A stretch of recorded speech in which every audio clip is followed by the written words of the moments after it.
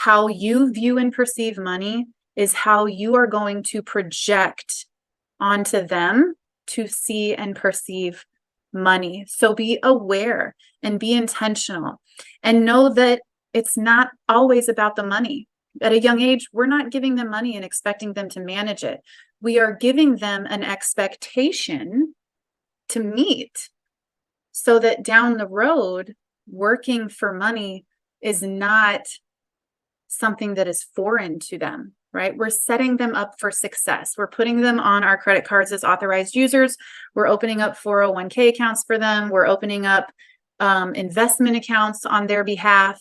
And we are slowly encouraging them to do what needs to be done so that they can make a living and enjoy what they're doing.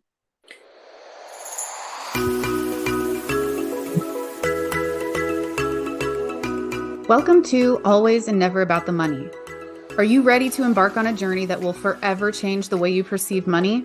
Well, get ready because we're about to dive deep into the fascinating world of finances and human behavior. I'm your host, Chelsea Williams and Money Whisperer. I'm here to help you realize what your money story is telling you and how you can change it. But hold on tight, because this is not the dull black and white talk about money. We're going to splash all the color into this typical nap-inducing conversation. On Always and Never About the Money, we're going to explore the intricate relationship between money and our daily lives. From the impact history has left on us and how we still manage it, how your habits shape your money, and what beliefs are driving your habits, choices, and relationships, to the deeper values and emotions we've come to attach to it. We're going to unravel it all. Through insightful conversation and personal anecdotes, we'll bring you the expert insights, real-life stories, and meaningful, thought-provoking ideas that will inspire you, educate you, and initiate some serious perspective change when it comes to your money. Remember, money is just a tool. Together, we'll untangle the web of emotions, beliefs, and values we've come to attach to it and find a new perspective on how it can enhance our lives. So whether you're looking for motivation, practical advice, or a good laugh, Always and Never About the Money's got you covered. Thank you for joining us in this transformative journey. Get ready to challenge your beliefs and embark on a financial exploration like no other. Without further ado, let's kick off the episode of Always and Never About the Money. Hey, Money Whisperers. Before I let this episode roll, this is one that we had to pull out of the bank. I created this episode probably a year ago. I mentioned in the episode when I recorded it that my daughter was getting ready to purchase a car. And since then, she has done so, and we have created podcast episodes on it. So if you want to know what my daughter did with her first car, listen to episodes 15 and 16. I'm so proud of her. But this episode was in the bank and stayed in the bank because I'm talking about parenting and money. And this is a very sensitive topic, which is why I kind of let it sit for a while. But this past weekend, I hosted my first Women in Finance workshop in Bloomington Normal, where I live. And everybody there was a mother. And the topic came up so much around, we aren't even equipped to know how to manage money. How are we going to teach our kids? And the interest was there. So that sparked me to go ahead and pull this one out of the bank for you, Money Whisperers. And I am looking forward to your feedback, to your questions, to your opinions. Yes, I welcome your opinions because parenting is rough. And look, there's no one right way to do it. We just got to be here for each other. So let's let it roll. Hey, and welcome back to another episode of Always and Never About the Money. So this episode is going to piggyback episode 1. So if you haven't listened to episode 1, please go give it a listen. I show a lot of humility and I share my own money story with you so that you can turn around and discover your money story. So in that episode, I talked about teaching your kids about money at any age. And there is a way to do this. And I truly believe that the reason why we don't know about money, the reason why the masses do not have financial literacy is because nobody is teaching us. It is not a required course at any grade level except for 2 states now. So we are starting, but we have a long way to go. And you who are listening right now were probably not taught by your parents because they weren't taught. And so this is how we can break this cycle of lack of financial literacy and truly set our kids up for success. Teaching kids about money is something that we can do at any age. When your child is old enough to walk and operate a broom or push a button, you can start to teach your kids about what we as parents refer to as chores, right? That is work, that is responsibility that can earn you money. So if your child is not old enough to even read or write yet, there are still things that we can do. We can set the expectation, begin to set the expectation of, hey, these are some of the things that you can do, some of the responsibilities that you can fulfill to contribute to the household, right? And now some people are like, there's no way I'm going to make my little one, load the dishwasher or sweep the bathroom. But this is not, we don't have to have that perspective, right? We can make it fun and do it in a way where it's not like a punishment, right? It's not being unfair. It's starting to lay the foundation of ethic, right, for younger kids. What you can also do as a parent is start the journey of credit, building credit for your kids. So what you can do if you have a credit card is you can add your children as authorized users on your credit cards. And what this does is it helps establish credit history for your kids.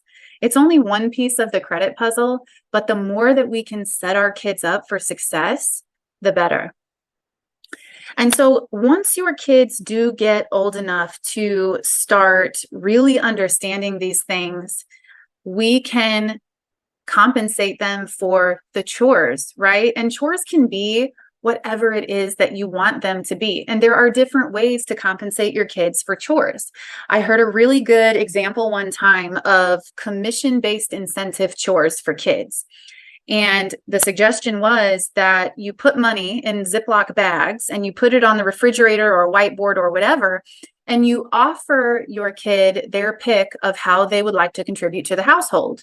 And based on what they choose, they get a certain dollar amount. So maybe if they mow the yard, that's $20. Maybe if they load the dishwasher, that's a couple dollars. The amount is subjective. The amount doesn't matter. What we're teaching them is that you are expected to have and fulfill responsibilities, and in return, I'm going to compensate you.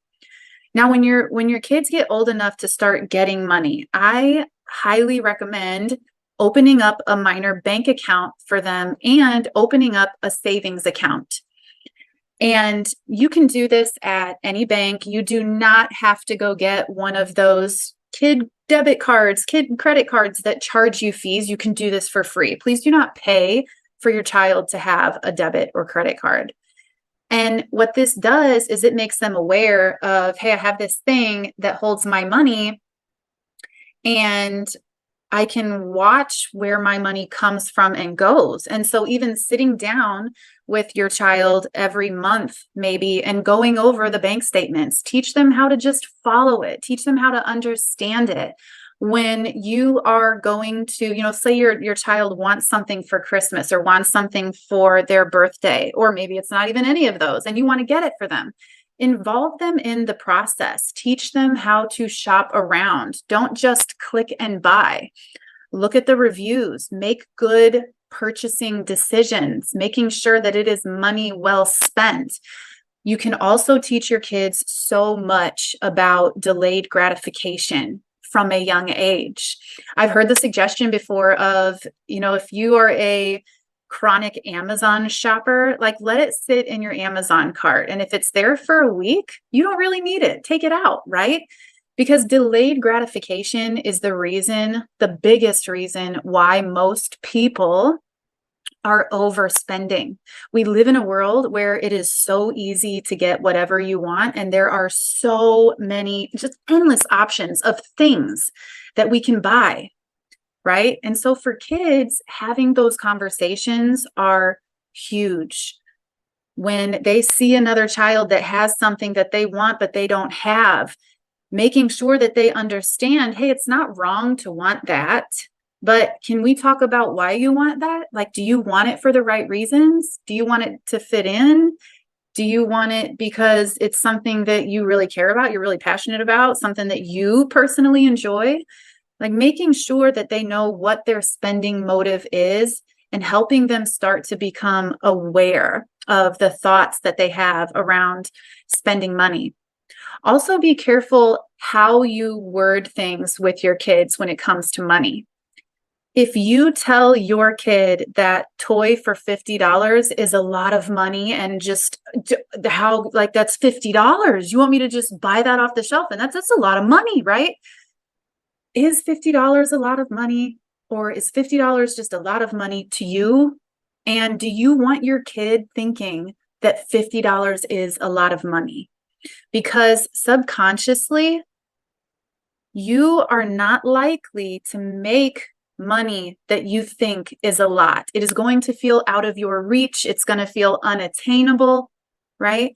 And so also be careful about how you speak on other people who have more or less money than you do, right? Do you want your child to think that it is wrong to have X amount of money, or wrong to have all of the things that come along with money? Is that something that you really want your child to believe? And weaving those conversations in about, just because you have all of these things doesn't mean that your happiness is secured, right?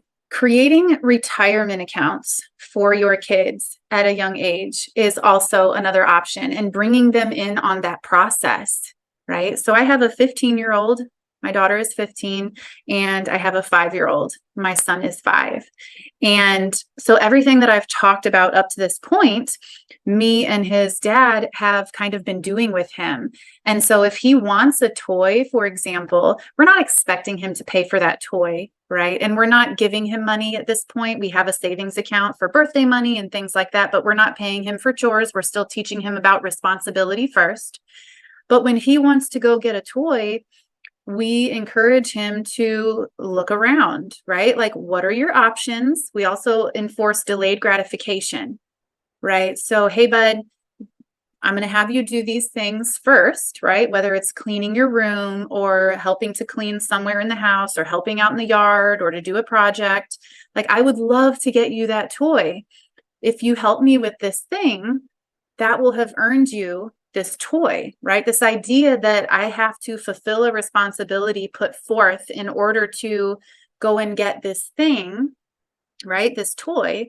And then when I do go get this toy, I want to know all of my options, right? I also make it a habit of telling my son no when he wants to buy things, to enforce that delayed gratification for him. Now, my daughter had her first job at age 11. And no, I didn't have her going out and, working at FET. She can't work at age 11, but I have a dad who owns a business, and my brother, they both run that company. And so one summer while she was 11, we had her go out and work with them for the experience.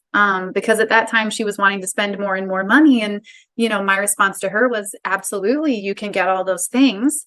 But if that's the case, I need you to contribute a little bit more. Like, how much do you really want this stuff? Are you willing to put in the work to earn the money to get these things? Because by age 11, she was being compensated for her chores, right? And so that was a really good experience for her. She is now starting her sophomore year in high school, and she just applied to Chick-fil-A and got a job. Now, I don't know if it's realistic for her to work a job and go to school. She's taking, AP classes because she is a stellar student and loves to be challenged. And so we don't know if it's a realistic option yet for her to actually go and work a job at Chick-fil-A. But she, at age 15, has the experience of putting in an application and going through the interview process and the exciting feeling that you get when somebody's like, yes, we'll hire you. You can work here, right? So even if she doesn't take the job because of priorities, she still is going to move forward in her next job, in her career path with just a little bit more confidence, right? And she has had her bank account, well, since she was born, but now she has her own debit card. She has a savings account.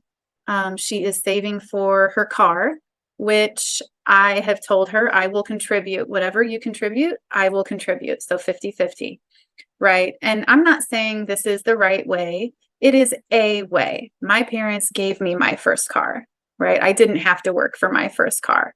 Some kids get a brand new car when they turn 16, right? I am not here to tell you what is right versus what is wrong.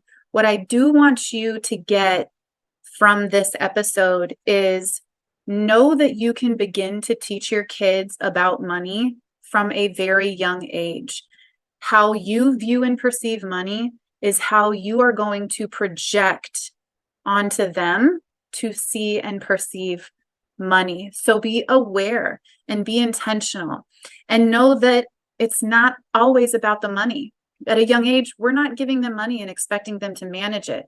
We are giving them an expectation to meet so that down the road, working for money is not something that is foreign to them, right? We're setting them up for success. We're putting them on our credit cards as authorized users. We're opening up 401k accounts for them. We're opening up investment accounts on their behalf. And we are slowly encouraging them to do what needs to be done so that they can make a living and enjoy what they're doing.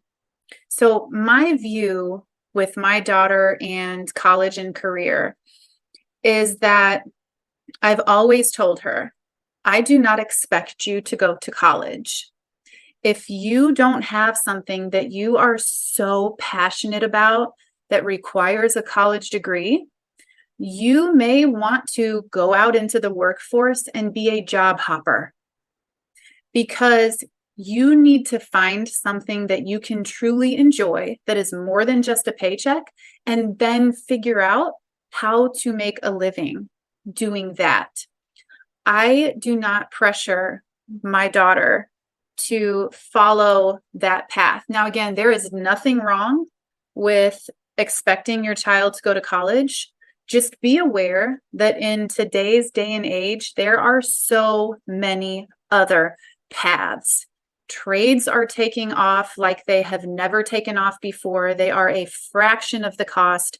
Know that there are statistics on college graduates that show very few of them follow the career path that their degree sets them up for.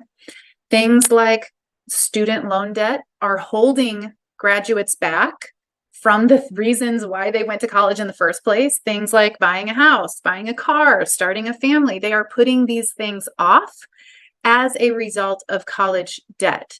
So I am not saying that college is wrong. What I am saying is know your options and teach your children to make their decisions for the right reasons. And look, I get it. If you are a parent who was not taught about money and some of this stuff you're hearing and you're like, darn, I did, give my kid the idea that $100 is a lot of money. And I don't want them to think that. I don't want them to cap their own potential based on my money story, my money experience. So if that is you, I encourage you to go back and listen to episode 1 and take a deep dive into your own money story. Because as parents, we cannot teach our kids what we were not taught, what we don't have, what we don't know, right? And so often I hear people that want to create wealth, generational wealth for their kids, for their family, for their future generations. And what I want you to know and understand about wealth is that wealth is only maintained if you teach and instill the money mind and the money habits, and can pass that along with the money, because wealth can be squandered in the blink of an eye. The only way that families like the Rockefellers have created and maintained through generations monetary wealth is because they have put systems into place and they are passing down mindset, habits, knowledge. That wealth was not created and then just was there and, it's just being spent and spent and spent and spent. They have taught their family and their younger generations how to maintain that wealth. So if it's your goal to create wealth for your kids and your grandkids and beyond, please know and understand that along with the money and the assets that you give them, you need to be teaching them how to continue growing that wealth and not just spending it. And none of this is easy, right? Being a parent is hard enough in and of itself. It is the most wonderful and most challenging thing that I have ever encountered in my life. And I just don't think anything else is going to stack up. But if I can help you in just this little way, using money as a mirror for one more thing that we can do for our kids, then I'm going to do it. And as always, if you have any questions or you want to hear more about anything I spoke to today, let us know. If you liked this episode, be sure to show us some love by subscribing and turning on those notifications. You can find me on Instagram under The Money Whisper, and also where we encourage you to contribute, to join the conversation, ask questions, and share your thoughts so we can create more episodes tailored exactly to what you want to know about money. I'm your host and your personal money whisperer. Until next time, remember, it is always and never about the money.